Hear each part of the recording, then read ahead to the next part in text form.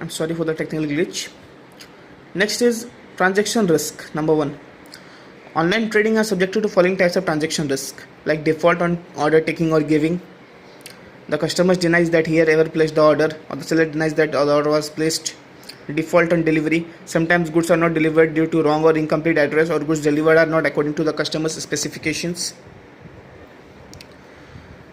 So this type of things may occur or may result in the mishappening or misdealing while having an online transaction. Next is default in payment. Sometimes the buyer claims the payment was made but the seller does not get the payment for the goods supplied. Next is data storage and transmission risk. Data stored in the system and their transmission is exposed to several risks. Number 1 is virus. A virus is a program, a series of commands which replies itself on the other computer systems.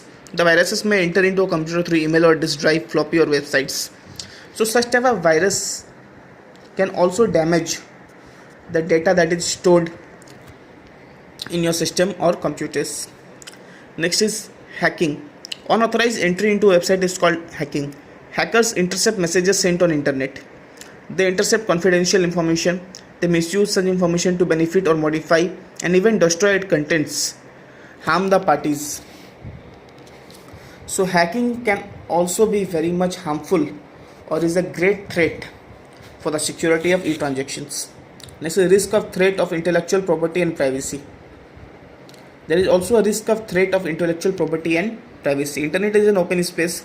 Once the information is available on the internet, it becomes very difficult to protect it from being copied.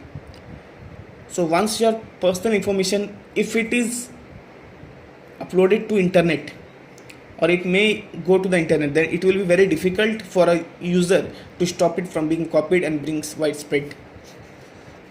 Next is security and safety of e-transactions.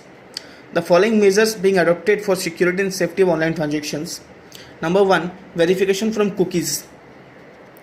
In order to confirm that the customer has correctly entered his details in the registration form, the online vendor may verify the same from the cookies. Cookies are just like caller ID in telephones, which provide relevant information from the customer as name, address, previous purchase records, etc.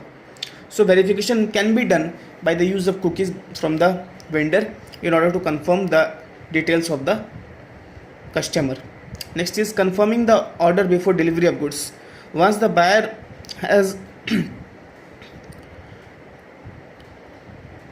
provided the details of credit card number, card issuer and card validity online, these details may be processed offline, and only after satisfying himself or herself about the availability of the credit limits, the vendor should deliver the goods.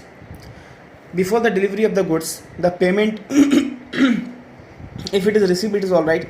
If it is being done on cash on delivery mode, in that case all the details must be verified by the supplier. Next is cryptography or encryption technology. Cryptography refers to the art of protecting information by transforming it or encrypting it into an unreadable format.